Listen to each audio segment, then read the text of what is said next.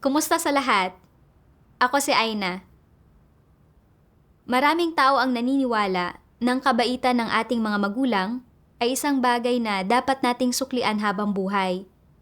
Kung hindi natin sila kayang alagaan sa kanilang pagtanda at asikasuhin sila sa kanilang pagpanaw, pakiramdam natin ay wala tayong konsensya at hindi natin natupad ang ating mga responsibilidad. Ang bida sa artikulong babasahin ko ngayon ay may kapareho ring pananaw. Pagkatapos manampalataya sa Diyos, napilitan siyang umalis ng bahay dahil sa banta ng pag-aresto ng CCP at hindi niya maalagaan ang kanyang ina. Dahil dito, nasaktan siya at nakonsensya, hindi niya mapatahimik ang puso niya sa kanyang tungkulin. Sa pamamagitan ng pagbabasa ng mga salita ng Diyos, paano niya nabitiwan ang kanyang mga pag-aalala para sa kanyang ina at naramdaman ang paglaya? Babasahin ko sa inyo ngayon ang kanyang karanasan.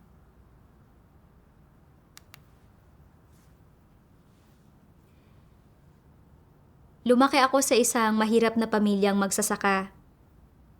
Inampon ako ng mga magulang ko noong halos 40 anyos na sila.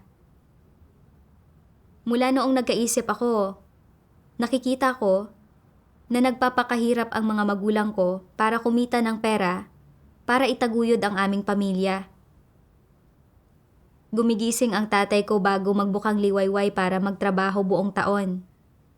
At nagtatrabaho siya sa labas sa kainitan ng mga araw ng Hunyo para kumita ng pera para suportahan ang pag-aaral ko. Nagtatrabaho rin ng husto ang nanay ko. Kapag may sakit siya, hindi niya magawang gumastos ng pera para magpagamot. Araw-araw siyang pumupunta sa kanal para pumutol ng damo, para ipakain sa mga kuneho. Nag-iipon ng pera na pambayad sa matrikula ko. Kumirot ang puso ko pagkakita sa kalagayan ng mga magulang ko. Kaya ipinasya ko na magiging mabuting anak ako sa kanila paglaki ko. Nang lumaki na ako, madalas kong pinapaalalahanan ang sarili ko na iwasan ang sitwasyon kung saan gusto ng anak na alagaan ang kanyang mga magulang, pero wala na ang mga magulang niya. Pinaalalahanan ko ang sarili ko na hindi ako dapat magkaroon ng anumang pagsisisihan pagdating sa pagiging mabuting anak sa mga magulang ko. Kalaunan, isinuko ko ang taong mahal ko at pinili ang kasalukuyan kong asawa at pinatira siya kasama ng aking pamilya, alinsunod sa kahilingan ng mga magulang ko. Noong 2011, biglang pumanaw ang tatay ko. Naisip ko, kahit maging gaano pa ito kahirap, kailangan kong maging mabuting anak sa nanay ko sa maayos na paraan. Ayaw ko nang magkaroon pa ng pagsisisi. Madalas akong bumibili ng mga nutritional supplement para sa nanay ko. Noong 2012, ipinangaral sa akin ng nanay ko ang ebanghelyo ng makapangyarihang Diyos sa mga huling araw. Pagkalipas ng 6 na buwan, madalas na akong lumalabas para dumalo sa mga pagtitipon at gumagawa ng tungkulin ko. Pinuna sa pahiwatig at ng tahasan ng asawa ko ang nanay ko dahil sa pangangaral nito sa akin ng ebanghelyo. At kinutya at tinuya pa nga niya ang nanay ko sa harapan ko. Galit kong sinigawan ang asawa ko dahil sa sobrang galit ko. At sa tuwing nangyayari ito, nakikita kong umaalis na lang ang nanay ko, nasasaktan at walang magawa. Kalaunan, lumubha pa ng lumubha ang pang-uusig sa akin ng asawa ko at sinasaktan at pinagagalitan pa niya ako. Tiniis din ng nanay ko ang mga panlalait kasama ko at pakiramdam ko, napakalaki ng utang na loob ko sa nanay ko. Sa pagtatapos ng 2015, nahalal ako bilang isang mangangaral. Isang beses, sa sobrang abala ko sa aking mga tungkulin, hindi ako nakauwi ng halos 1 linggo. Nakipagsabuatan ang asawa ko sa mga kamag-anak para guluhin ang nanay ko. At nagbanta rin na isusuplong ang mga lider at manggagawa ng iglesia. Napilitan akong itigil ang paggawa ng tungkulin ko at umuwi para ayusin ang mga bagay-bagay. Pagka-uwi ko, huminto sa pagtatrabaho ang asawa ko at nanatili sa bahay para matyagan ako. Nakaramdam ako ng labis na pagtutol dito. Pero hindi ako nangahas na makipagtalo sa kanya sa harap ng nanay ko. Nagtiis na lang ako, nararamdaman ang sobrang sakit at pagpipigil sa kalooban. Naisip ko kung paanong madalas na hinihiya at tinutuya ng asawa ko ang nanay ko mula nang magsimula akong manampalataya sa Diyos at labis akong nabagabag na para bang dinudurog ang puso ko. Pakiramdam ko, hindi ko na nga naipararanas sa nanay ko ang masayang katandaan. Dinudulutan ko pa siya ng maraming sama ng loob at pasakit. Dahil doon, wala na akong determinasyon na lumabas at gawin pa ang tungkulin ko. Nakipagbahaginan sa akin ang nanay ko. Sinasabing, dapat akong magdasal at sumandig sa Diyos. Pero nag-aalala ako na kung lalabas ako para gawin ang tungkulin ko, uusigin na naman ako ng asawa ko. At hindi ko alam kung gaano pa karaming sama ng loob ang dapat tiisin ng nanay ko. Kaya, nanatili ako sa bahay at lumala rin ang kalagayan ko. Kalaunan, gumawa ang Diyos ng paraan para makalaya ako. Sinabihan ang asawa ko ng taga-empleyo niya na bumalik sa trabaho at saka lamang ako nakapunta sa mga pagtitipon at nakagawa ng tungkulin ko. Noong 2016, inaresto ang sister na katuwang ko. Magkapitbahay kami, kaya naman may mga panganib na rin sa kaligtasan ko. Kinausap ko ang asawa ko tungkol sa pag-alis ko para magtago, pero hindi ka panipaniwala. Ilang araw pa lang pagkaalis ko ng bahay, pumunta siya sa istasyon ng pulis at isinuplong ako dahil sa pananampalataya sa Diyos at pag-alis sa bahay. Sinimulan akong imbestigahan ng mga pulis, kaya lalo pa akong hindi makauwi. Naisip ko na kung hindi na ako makakauwi, hindi ko na makikita ang nanay ko. Paano ko siya aalagaan at paano ako magiging mabuting anak sa kanya? Yumaon na ang tatay ko at inuusig kami ng asawa ko ng ganito. Pagkaalis ko, walang makapagsasabi kung paano niya tatratuhin ang nanay ko. Ako lang ang nag-iisang kamag-anak ng nanay ko. Magiging labis siyang miserable kung hindi niya ako kasama at hindi niya ito kakayanin. Pero kung maaaresto ako kapag umuwi ako, magagawa ko bang manindigan?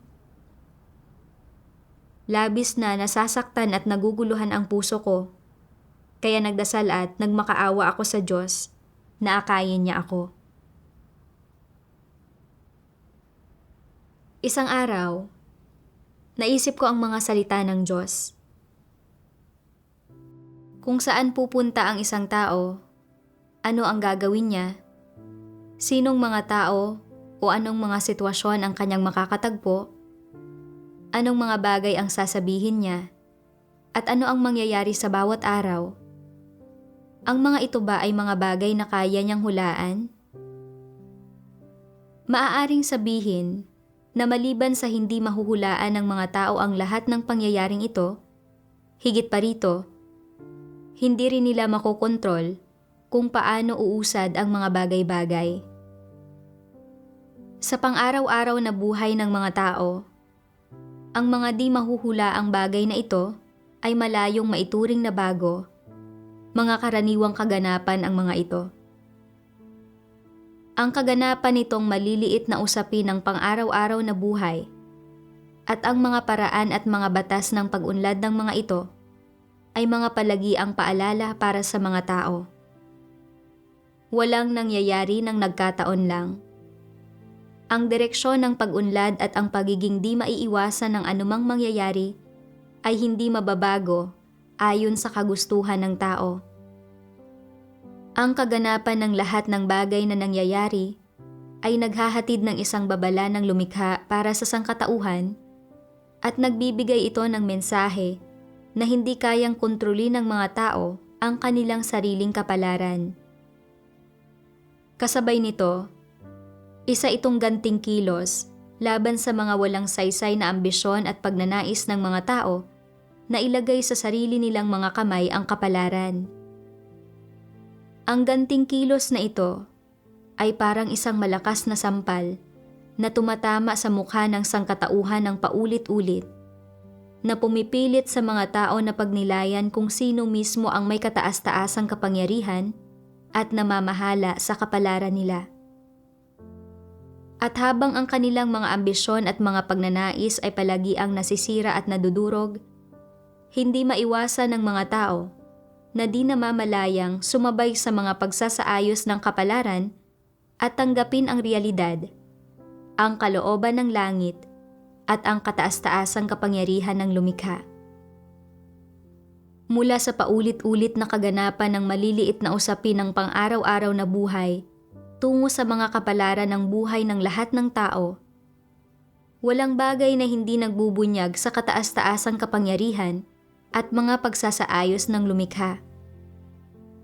Walang anumang hindi nagpapaabot ng mensahe na ang awtoridad ng lumikha ay hindi mahihigitan, na hindi nagpapahayag ng walang hanggang di nagbabagong katotohanan na ang awtoridad ng lumikha ang pinakamataas. Habang pinagninilayan ko ang mga salita ng Diyos, napagtanto ko na ang Diyos ang may kataas-taasang kapangyarihan sa lahat ng nangyayari araw-araw. Hindi kayang hulaan o kontrolin ng mga tao ang mga bagay na ito. Dapat akong magpasakop sa mga pamamatnugot at pagsasaayos ng Diyos. Naisip ko kung paano inaresto ng mga pulis ang sister na katuwang ko, kung paano ako isinuplong ng asawa ko sa estasyon ng pulis, at kung paano ako tinutugis ng mga pulis at hindi makauwi. Ang sunod-sunod na pangyayaring ito ay hindi isang bagay na maaari kong mahulaan.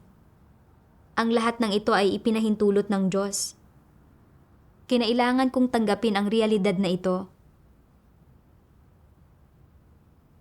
Nagbalik tanaw ako sa panahon mula nang manampalataya ako sa Diyos. Labis akong nalungkot sa puso ko nang makita kong inuusig at ipinahihiya ng asawa ko ang nanay ko. At ayaw kong lumabas para gawin ang tungkulin ko dahil natatakot akong uusigin ang nanay ko.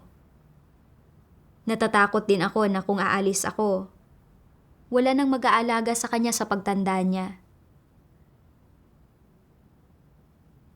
Nang maisip ko ito, naunawaan ko na palagi akong nabibilanggo sa pagmamahal sa pamilya at hindi ko magawang maayos na hangarin ang katotohanan o gawin ang tungkulin ko. Sa ganitong kapaligiran na dumating sa akin ngayon, kung saan hindi ako makakauwi, ang layunin ng Diyos ay na dapat kong ilaan ang puso ko sa tungkulin ko na makabubuti sa aking buhay paglago. Dagdag pa, isa akong leader ng iglesia. Kung hindi ako aalis ng bahay, gagamitin ng mga pulis ang nanay ko para pagbantaan ako sa sandaling maaresto ako. Magagawa ko bang manindigan kung magkagayon? Kung hindi ko makayanan ang pagpapahirap at ako ay maging Judas, na ipinagkakanulo ang Diyos, kung gayon ay lubusan akong ititiwalag ng Diyos. Matapos ang matagal na pag-iisip, nagpasya akong ipagpatuloy ang paggawa sa tungkulin ko sa iglesia. Nang malayo ako sa bahay, sa tuwing umuulan, naiisip ko, madulas ang lupa sa bakura namin. Paano kung madulas ang nanay ko at walang tutulong sa kanya? Sa panahon ng anihan ng trigo, nag-aalala ako. Paano aanihin ng nanay ko ang mga pananim ng mag-isa? Hindi ko alam kung tutulungan siya ng asawa ko. Noong Chinese New Year, hinawakan ko ang pagkaing inihanda ng pamilyang nag-host nang may luha sa aking mga mata. Nakakakain ako ng maayos ng malayo sa bahay. Pero hindi ko alam kung maayos ba ang nanay ko sa bahay. Pagagalitan at aabusuhin ba siya ng asawa ko? Sa mga kapistahan, ang ibang mga pamilya ay muling nagkakasama-sama. Pero iniwan kong mag-isa ang nanay ko sa bahay. Siguradong namamanglaw siya at nalulungkot. At kailangan pa niyang tiisin ang pangungutya ng aming mga kamag-anak at kaibigan. Napakalaki talaga ng utang na loob ko sa nanay ko. Habang mas iniisip ko ito, mas lalo akong nahihirapan. At nawala na ako ng ganang gawin ang tungkulin ko. Umiyak ako at nagdasal sa Diyos. Nagmamakaawang, ilabas niya ako sa negatibong kalagayang ito. Isang araw, sa aking mga devosyonal, nabasa ko ang mga salita ng Diyos at nagawa kong bitiwan ang ilan sa mga alalahanin ko tungkol sa aking mga magulang. Sabi ng makapangyarihang Diyos, ano man ang isipin, lanuhin o gawin mo, hindi mahalaga ang mga bagay na iyon. Ang mahalaga ay kung kaya mong unawain at tunay na paniwalaan na ang lahat ng nilikha ay nasa mga kamay ng Diyos. Taglay ng ilang magulang ang pagpapala at ang tadhanang makapagtamasa ng kaligayahan sa tahanan at ng tahanang puno ng mga anak at mga apo. Kataas-taasang kapangyarihan ito ng Diyos at isa itong pagpapalang ibinibigay ng Diyos sa kanila. May ilang magulang na walang ganitong tadhana. Hindi ito isinaayos ng Diyos para sa kanila. Hindi sila pinagpalang matamasa ang pagkakaroon ng isang masayang pamilya o ang pagiging napapaligiran ng kanilang mga anak. Pamamatnugot ito ng Diyos at hindi ito maipipilit ng mga tao. Ano man ang mangyari, sa huli, pagdating sa paggalang bilang mabuting anak sa magulang, kahit papaano ay dapat na magkaroon ang mga tao ng mentalidad ng pagpapasakop. Kung pinahihintulutan ng kapaligiran at may paraan ka upang gawin ito, maaari kang magpakita ng respeto bilang mabuting anak sa iyong mga magulang. Kung hindi pinahihintulutan ng kapaligiran at wala kang paraan, huwag mong subukang ipilit ito. Ito ay pagpapasakop. Paano ba nagkakaroon ng ganitong pagpapasakop? Ano ba ang batayan ng pagpapasakop? Ito ay nakabatay sa pagsasaayos ng Diyos sa lahat ng bagay na ito at nasa ilalim ng kataas-taasang kapangyarihan ng Diyos. Ang mga bagay na ito ay hindi nakasalalay sa mga tao para piliin at ang mga tao ay walang karapatang pumili. Dapat silang magpasakop. Kapag nararamdaman mong dapat magpasakop ang mga tao at na ang lahat ng bagay ay pinamamatnugutan ng Diyos, hindi ba't mas lalo kang napapanatag sa iyong puso? Oo. Kung gayon, sisitahin ka pa rin ba ng iyong konsensya? Hindi ka na palaging sisitahin ng iyong konsensya at hindi na mangingibabaw sa iyo ang kaisipan ng hindi pagpapakita ng paggalang sa iyong mga magulang.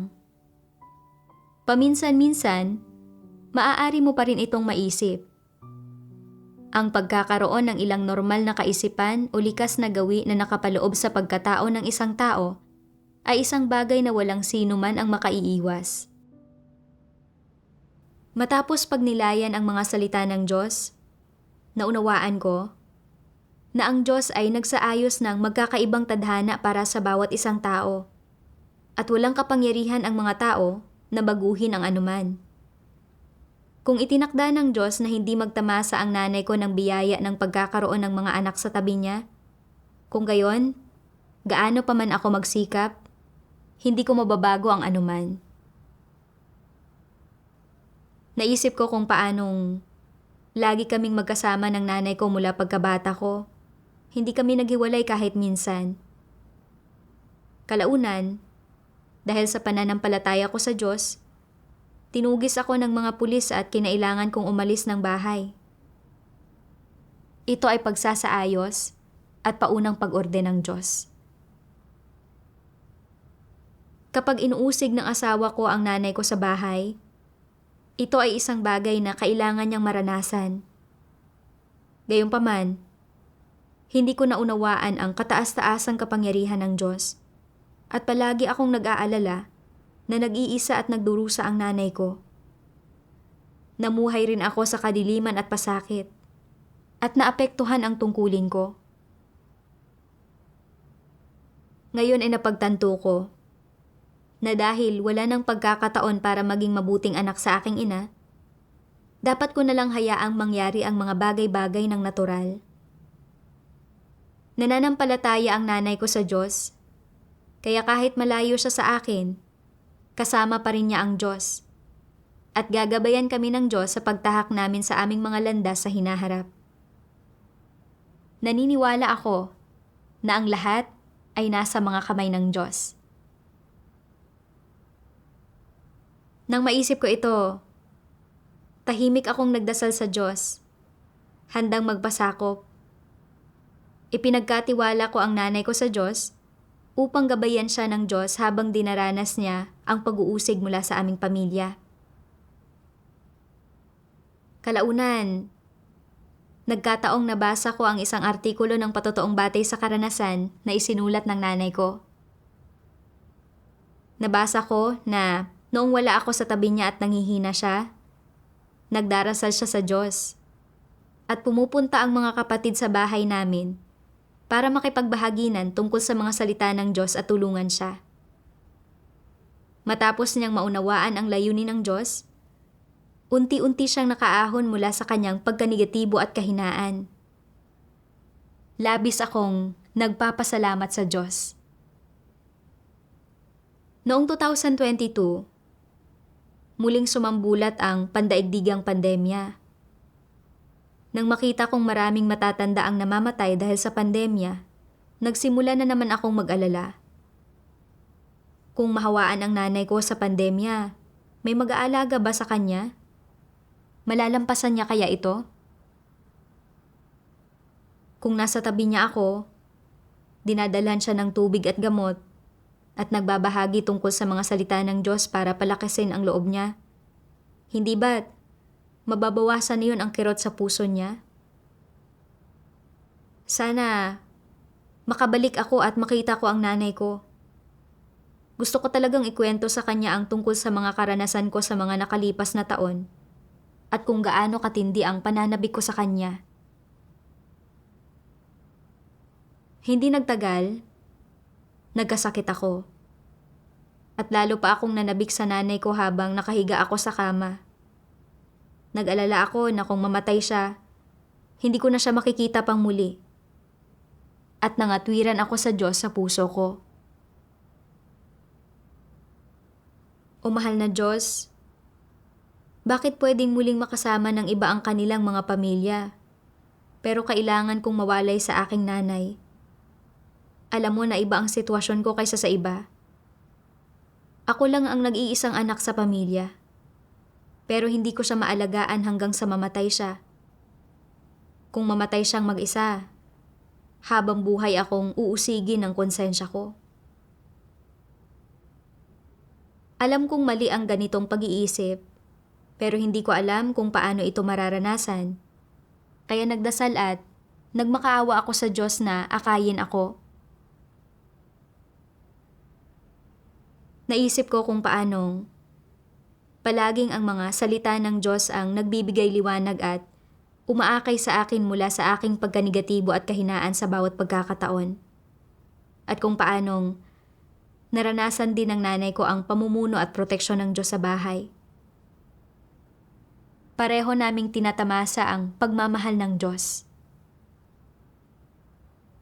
Napakarami ng ipinagkaloob sa amin ng Diyos, pero hindi ko alam kung paano siya susuklian.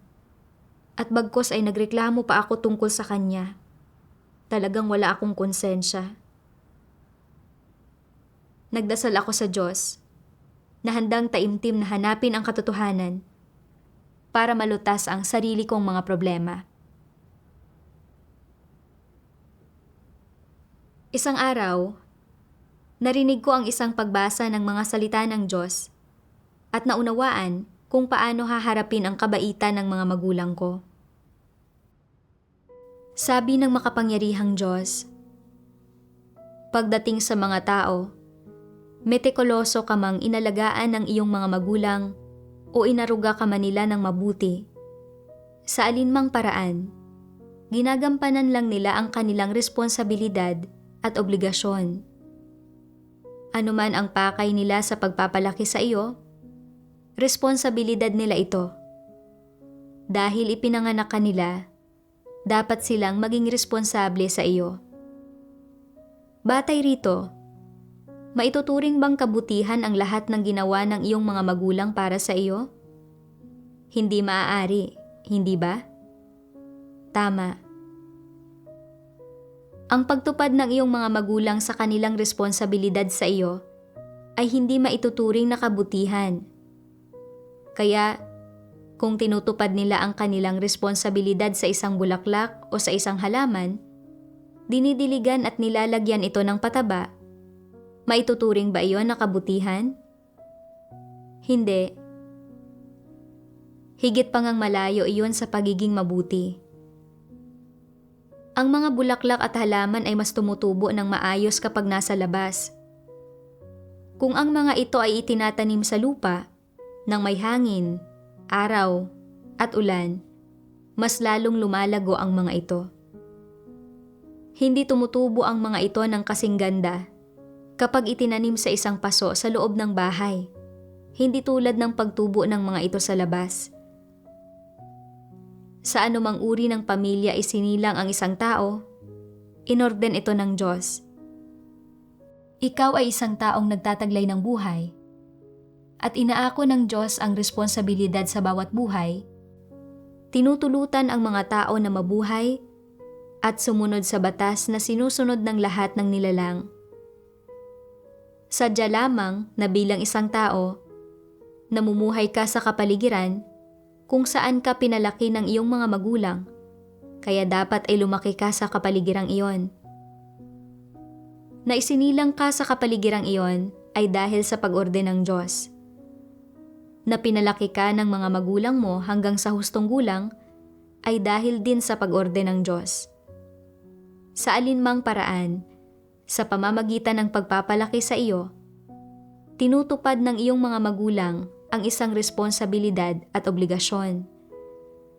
Ang palakihin ka hanggang sa hustong gulang ay obligasyon at responsibilidad nila at hindi ito matatawag na kabutihan. Dahil hindi ito matatawag na kabutihan, masasabi ba na isa itong bagay na karapatan mong matamasa? Oo. Ito ay isang uri ng karapatan na dapat mong matamasa. Nararapat sa iyo na palakihin ang iyong mga magulang dahil bago ka umabot sa hustong gulang, ang papel na ginagampanan mo ay ang pagiging isang anak na pinalalaki. Sa makatwid, ang natatanggap mo ay sadyang ang pagtupad ng mga magulang mo sa kanilang responsibilidad sa iyo, hindi isang pabor o kabutihan mula sa kanila. Para sa anumang buhay na nilalang, ang pagbubuntis at pag-aalaga sa mga supling, pagpaparami, at pagpapalaki sa anak ay isang uri ng responsibilidad. Halimbawa, ang mga ibon, baka, tupa, at maging ang mga tigre ay kailangang mag-alaga sa kanilang mga supling pagkatapos nilang magparami. Walang buhay na nilalang na hindi nagpapalaki ng kanilang mga supling. Posibleng mayroong ilang eksepsyon. ngunit nananatiling hindi natin alam ang mga ito. Ito ay isang likas na penomena ng pananatiling buhay ng mga buhay na nilalang. Ito ay isang instinto na mayroon ang mga buhay na nilalang at hindi ito maituturing na kabutihan. Sumusunod lamang sila sa batas na itinakda ng lumikha para sa mga hayop at sangkatauhan. Sa makatwid, ang pagpapalaki sa iyo ng iyong mga magulang ay hindi isang kabutihan. Batay rito, masasabi na hindi mo pinagkakautangan ang iyong mga magulang. Tinutupad nila ang kanilang responsibilidad sa iyo. Gaano man karaming dugo ng kanilang puso ang kanilang iginugugol para sa iyo, at gaano kalaking pera man ang ginugugol nila sa iyo, hindi sila dapat humingi sa iyo ng anumang kapalit dahil ito ang kanilang responsibilidad bilang mga magulang. Dahil ito ay isang responsibilidad at isang obligasyon, dapat na libre ito at hindi nila dapat hingin na suklian mo sila. Sa pagpapalaki sa iyo, ginagampanan lamang ng iyong mga magulang ang kanilang responsibilidad at obligasyon. Dapat itong gawin ng libre, hindi bilang isang transaksyon. Kaya, hindi mo kailangang magkaroon ng mentalidad ng pagsukli sa iyong pagtrato sa iyong mga magulang o sa iyong pangangasiwa ng ugnayan sa pagitan ninyo. Kung talagang ang tinatrato mo ang iyong mga magulang, sinusuklian sila, at pinangangasiwaan ang iyong ugnayan sa kanila ng may ganoong mentalidad, ang totoo ay hindi iyon makatao. Kasabay nito, ang paggawa niyon ay magdudulot sa iyo ng tendensiya na mapigilan at magapos ng mga damdamin ng iyong laman at mahihirapan kang makalabas sa mga gusot na ito hanggang sa maaaring malihis ka pa. Hindi mo pinagkakautangan ang iyong mga magulang, kaya wala kang obligasyon na isakatuparan ang lahat ng ekspektasyon nila. Wala kang obligasyong magbayad para sa mga ekspektasyon nila. Maaari silang magkaroon ng sarili nilang mga ekspektasyon, pero dapat mong gawin ang sarili mong mga pagpili. Naghanda ang Diyos ng isang landas sa buhay para sa iyo. Nagsaayos siya ng isang tadhana para sa iyo, at ang mga bagay na ito ay walang anumang kinalaman sa mga magulang mo. Kung pinahihintulutan ka ng iyong mga sitwasyon na magampanan ng kaunti ang responsibilidad mo sa kanila, kung gayon ay gawin mo ito. Kung hindi ka tinutulutan ng iyong kapaligiran at mga objetibong sitwasyon na tuparin ang obligasyon mo sa kanila, kung gayon ay hindi mo na ito kailangang masyadong pag-isipan at hindi mo dapat isipin na may utang ka sa kanila dahil hindi mo pinagkakautangan ang iyong mga magulang. Hindi mahalaga kung maging mabuting anak ka sa iyong mga magulang o tuparin mo ang iyong responsibilidad sa kanila. Tinutupad mo lang ang kaunti sa iyong responsibilidad sa iyong mga magulang na minsang nagsilang sa iyo at nagpalaki sa iyo mula sa perspektiba ng isang anak. Ngunit tiyak na hindi mo ito maaaring gawin mula sa perspektiba ng pagsukli sa kanila o mula sa perspektiba ng ang mga magulang mo ang mga nagtaguyod sa iyo at kailangan mo silang suklian, dapat mong suklian ang kanilang kabutihan.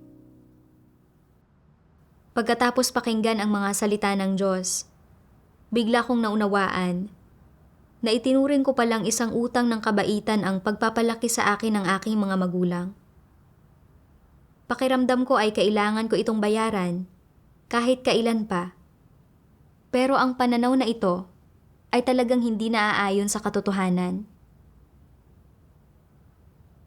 Sa katunayan, responsibilidad at obligasyon ng mga magulang na palakihin ang kanilang mga anak.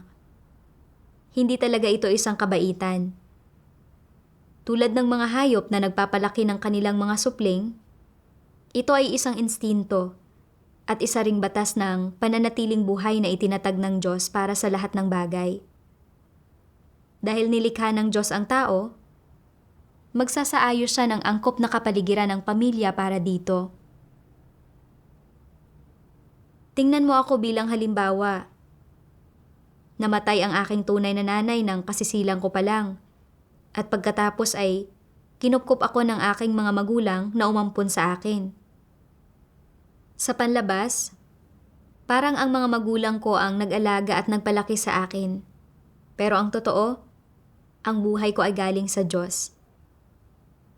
Ang dahilan kung bakit ako nakaligtas sa lahat ng taon na ito ay dahil binabantayan at pinoprotektahan ako ng Diyos. Naaalala ko noong bata ako, naipit ang binti ko sa isang malaking bentilador na ginagamit para sa pagtatahip ng trigo. Pero hindi ako naging baldado. Bago ang high school entrance examination, nagbisikleta ako para tingnan ang silid ng pagsusulit. At naipit ako sa pagitan ng dalawang kotse at muntik ng mabangga. Wala ang nanay ko sa tabi ko noon. Pero walang nangyaring masama sa akin. Naisip ko ulit ang tunay kong nanay. Dinala niya ako sa mundong ito at pagkatapos ay pumanaw na. At ang pagpapalaki sa akin ng mga kasalukuyang magulang ko ay dahil sa paunang pag-orden at pamamatnugot ng Diyos. Ang nag-iisang dapat kong pasalamatan ay ang Diyos. Mula nang isilang ako hanggang ngayon, palagi kong tinatamasa ang pangangalaga, proteksyon, at lahat ng itinustos ng Diyos. Nagagawa ko pang ang mabiyayaan ng Diyos. Sumusunod sa Kanya, ginagawa ang tungkulin ko, at tinatamasa ang minsan sa 1,000 taon na pagkakataon para maligtas ng Diyos. Gayunpaman, hindi ko napagtanto na dapat kong gawin ng maayos ang tungkulin ko para suklian ang pagmamahal ng Diyos. Kundi sa halip ay iniisip ko lang na suklian ang kabaitan ng aking mga magulang sa pagpapalaki sa akin. Kahit pagdating sa pagpili ng tungkulin ko, palagi ko itong tinitimbang batay sa paunang kondisyon ng kung magiging mabuting anak ba ako sa nanay ko. Noong ginagawa ko ang tungkulin ko ng malayo sa bahay, palaging nagugulo ang kalagayan ko. Gulong-gulo talaga ang isip ko. Naapektuhan ako ng mga walang katotohanang ideyang ikinintal sa akin ni Satanas, gaya ng ang pagmamahal ng magulang ay singlalim ng dagat at ang isang suwail na anak ay mas mababa pa kaysa sa hayop at bulag kong ginustong suklian sa hangal na paraan ang kabaitang ito. Talagang napakamangmang ko. Nang maunawaan ko ito, mas nakaramdam ako ng kalayaan. Habang unti-unti kong binibitiwan ang pag-aalala ko sa nanay ko, nakatanggap ako ng sulat mula sa aking anak na babae. Sinabi dito na nagsimula na siyang gumawa ng tungkulin sa iglesia at na maayos din ang kalusugan ng nanay ko. Regular na nakikipagtipon at nagbabasa ng mga salita ng Diyos sa bahay. Sa sandaling iyon, nakaramdam ako ng labis na pagkaantig at paninisi sa sarili na hindi ko mailarawan ang pakiramdam. Sa puso ko, nagdasal ako sa Diyos. O mahal na Diyos, nagpapasalamat ako sa iyo. Nakikita ko na lahat ng isinaayos mo para sa akin ay napakabuti. At talagang hindi ako karapat-dapat na tumanggap ng gayong kalaking pagmamahal at awa mula sa iyo. Kinamumuhian ko ang sarili ko sa hindi pagkakaroon ng sapat na pananalig sa iyo. O mahal na Diyos, sa iyo ako may pinakamalaking pagkakautang. Mula ngayon, tiyak na itutuon ko ang aking puso sa maayos na paggawa ng tungkulin ko at hindi na idudulot na ikaw ay mabalisa o mag-alala pa. Kalaunan, mas marami pa akong nabasang mga salita ng Diyos at ang kalagayan ko ng pagkakautang na loob sa aking nanay ay ganap na nalutas. Tinatalikuran ng ilang tao ang kanilang mga pamilya dahil nananampalataya sila sa Diyos at gumagawa ng kanilang mga tungkulin. Nagiging kilalang kilala sila dahil dito Madalas na hinahalughog ng pamahalaan ang mga bahay nila, ginigipit ang kanilang mga magulang, at pinagbabantaan pa nga ang mga ito upang isuko sila. Pinag-uusapan sila ng lahat ng kapitbahay nila. Sinasabing, walang konsensya ang taong ito. Wala siyang pakialam sa kanyang matatandang magulang. Bukod sa walang galang sa magulang, nagdudulot pa siya ng napakaraming problema sa mga ito. Isa siyang hindi mabuting anak. Naaayon ba sa katotohanan ang alinman sa mga salitang ito? Hindi. Ngunit hindi ba't ang lahat ng salitang ito ay itinuturing na tama sa mga mata ng mga walang pananampalataya? Sa mga walang pananampalataya, iniisip nilang ito ang pinakalehitimo at pinakamakatwirang paraan ng pagtingin dito at naaayon ito sa etika ng tao at alinsunod sa mga pamantayan ng sariling asal. Gaano man karaming nilalaman ang kalakip ng mga pamantayang ito, katulad ng kung paano magpakita ng paggalang bilang isang mabuting anak sa magulang, kung paano sila aalagaan sa kanilang pagtanda at isasaayos ang kanilang mga libing, o kung gaano kalaki ang isusukli sa kanila, at naaayon man ang mga pamantayang ito sa katotohanan o hindi, tinitingnan ang mga ito bilang mga positibong bagay at nakikita bilang tama ng mga walang pananampalataya at itinuturing na hindi mapipintasan sa lahat ng grupo ng tao. Sa mga walang pananampalataya, ang mga ito ang mga pamantayang dapat ipamuhay ng mga tao at kailangan mong gawin ang mga bagay na ito upang maging isang mabuting tao na pasok sa pamantayan sa kanilang puso. Bago ka nanampalataya sa Diyos at maunawaan mo ang katotohanan, hindi ba't matibay mo ring pinaniwalaan na ang pag-asal sa gayong paraan ay nangangahulugan na isa kang mabuting tao? Oo. Dagdag pa, ginamit mo rin ang mga bagay na ito upang suriin at pigilan ang sarili mo at hiningi mo sa sarili mong maging ganitong uri ng tao. Gayunpaman, pagkatapos mong pakinggan ang mga salita ng Diyos at ang kanyang mga sermon, nagsimulang magbago ang iyong pananaw at naunawaan mong dapat mong talikdan ang lahat ng bagay upang gawin ang iyong tungkulin bilang isang nilikha at na hinihingi ng Diyos sa mga tao na umasal sa ganitong paraan. Bago ka nakatiyak na ang paggawa sa iyong tungkulin bilang isang nilikha ang katotohanan, inakala mong dapat kang magpakita ng paggalang sa iyong magulang. Ngunit pakiramdam mo rin ay dapat mong gawin ang iyong tungkulin bilang isang nilikha at nagtalo ang kalooban mo. Sa pamamagitan ng patuloy na pagdidilig at pagpapastol ng mga salita ng Diyos, unti-unti mong naunawaan ang katotohanan at saka mo napagtanto na ang paggawa sa iyong tungkulin bilang isang nilikha ay ganap na likas at may katwiran. Magpahanggang sa araw na ito, nagawa ng tanggapin ng maraming tao ang katotohanan at ganap na nilang tinalikuran ang mga pamantayan ng sariling asal mula sa mga tradisyonal na kuro-kuro at imahinasyon ng tao. Kapag lubos mo nang nabitiwan ang mga bagay na ito, titigil ka ng malimitahan ng mga salita ng panghuhusga at pagkokondena mula sa mga walang pananampalataya habang sumusunod sa Diyos at ginagawa ang iyong tungkulin, at madali mong maiwawaksi ang mga tanikala na iginapos sa iyo ng mga tradisyonal na kuro-kuro. Sa ngayon, dahil ang Diyos ay gumagawa at nagpapahayag ng katotohanan para sabihin sa mga tao ang katotohanan ng lahat ng katunayang ito, at para bigyan sila ng kakayahang maunawaan ang katotohanan, pagkatapos mong maunawaan ang katotohanan, hindi na magpapabigat sa iyo ang mga walang katotohanang ideya at pananaw na ito, at hindi mo nagagamitin ang mga ito bilang gabay sa kung paano mo pangasiwaan ang relasyon mo sa mga magulang mo. Kung gayon, mapapanatag ka sa buhay. Ang makaramdam ng kapanatagan sa buhay ay hindi nangangahulugan na hindi mo alam kung ano ang iyong mga responsibilidad at obligasyon.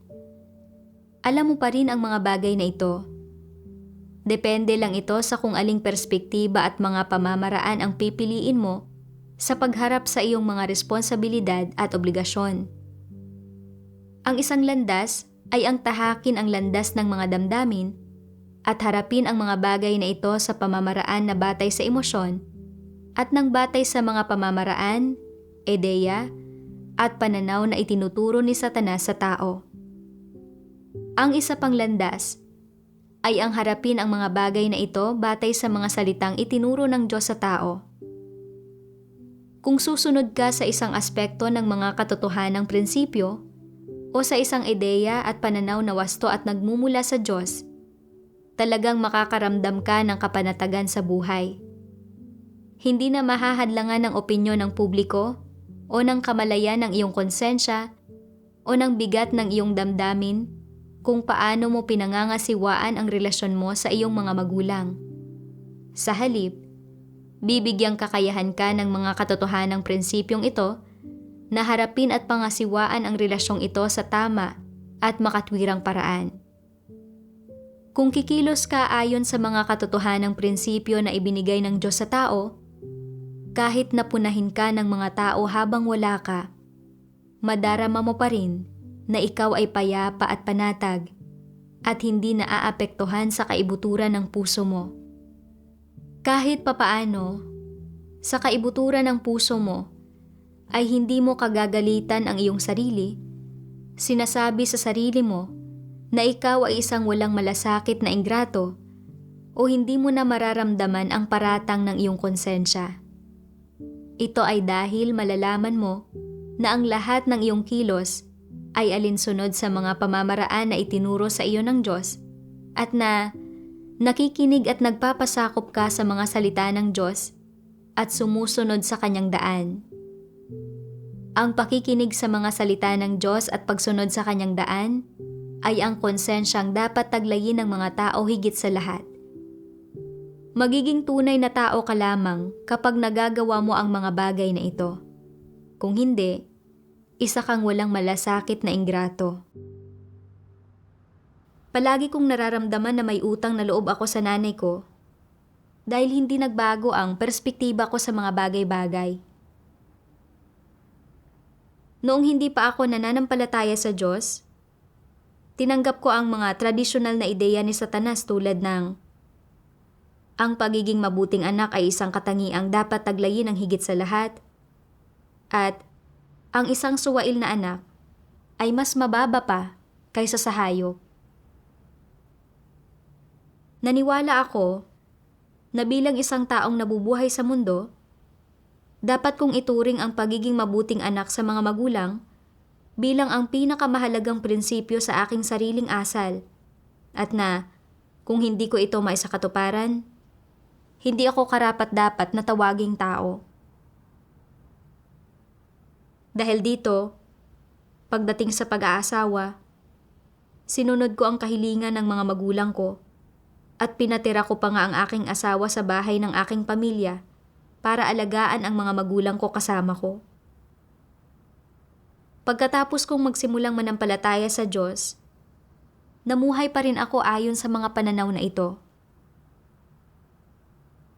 Nang makita kong inuusig ng asawa ko ang nanay ko, naramdaman ko na bilang isang anak, hindi ko nagawang magtamasa ang nanay ko ng kaligayahan kasama ko, kundi sa halip ay idinulot ko pa na magdusa siya dahil sa akin.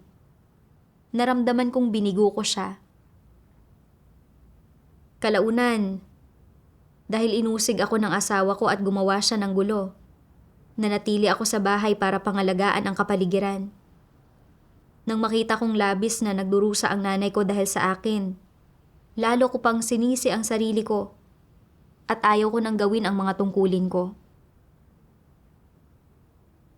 Ang mga tradisyonal na ideyang ito ay parang mga hindi nakikitang lubid na mahigpit na gumagapos sa akin, na nagdudulot sa akin na paulit-ulit na makipagkompromiso kaugnay sa aking tungkulin.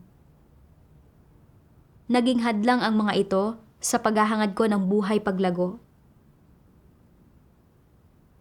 Partikular, noong kumakalat ang pandemya, nag-aalala ako na baka mahawaan ang nanay ko at hindi ko siya maalagaan sa tabi ng kanyang higaan. Kaya naramdaman kong may utang na loob ako sa kanya. Nagreklamo pa nga ako tungkol sa Diyos dahil hindi niya ako binigyan ng pagkakataong maging mabuting anak sa aking nanay. Ngayon ko lang nakita ng malinaw na ang mga bagay na ikinintal sa akin ni Satanas tulad ng ang pagiging mabuting anak ay isang katangiang dapat taglayin ng higit sa lahat at ang isang suwail na anak ay mas mababa pa kaysa sa hayop ay hindi lang naging dahilan para panghinaan ako ng loob sa paghahangad sa katotohanan kahit alam ko ang tungkol dito, kundi naging dahilan din ito para maghimagsik ako at labanan ko ang Diyos. Tunay na si Satanas ay lubos na buktot, kasuklam-suklam at masama, at talagang labis ako nitong pininsala. Sa totoo lang, ang mga tunay na salarin na pumigil sa akin na samahan ang aking nanay sa landas ng pananampalataya sa Diyos ay ang Partido Komunista ng China at si Satanas na Diablo. Ang mga mananampalataya sa Diyos ay umaalis ng bahay para gumawa ng mga tungkulin, hindi dahil ayaw namin sa aming mga pamilya o dahil malupit kami, kundi dahil hindi kami pinahihintulutan ng buktot na CCP na sumunod sa tunay na Diyos at tumahak sa tamang landas. Nagkakalat ito ng mga walang batayang tsismis para siraan ang iglesia, na nagiging sanhi para usigin at hadlangan kami ng mga walang pananampalatayang miyembro ng pamilya. Pero ako ay naguguluhan at walang pagkilatis, at hindi ko makilatis ang buktot na diwa ni Satanas. Nagreklamo pa nga ako na hindi angkop ang mga pagsasaayos ng Diyos. Talagang hindi ko makilala ang tama sa mali. Hindi na ako maaaring magapos at malinlang pa ng mga tradisyonal na ideyang ito. At kailangan kong tratuhin ang nanay ko ayon sa mga salita ng Diyos. Ang nanay ko at ako ay parehong mga nilikha at pareho kaming maaaring manampalataya sa Diyos at sumunod sa Diyos, at mamuhay para gawin ng maayos ang mga tungkulin ng mga nilikha.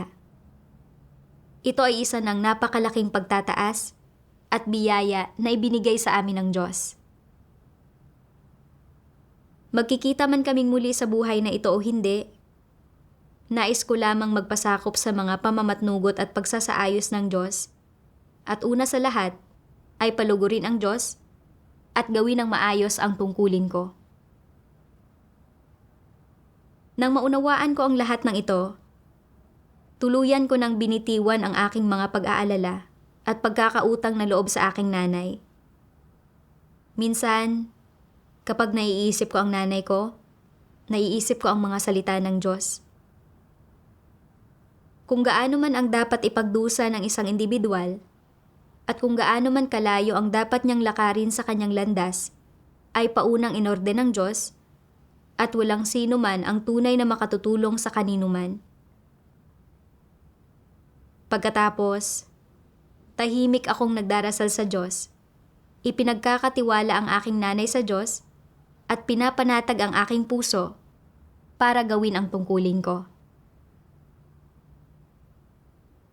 Sa pamamagitan ng karanasang ito, ang paglalantad ng mga salita ng Diyos ang nagpakita sa akin ng malinaw sa pagkakagapos at pinsala na idinulot sa akin ng tradisyonal na kultura.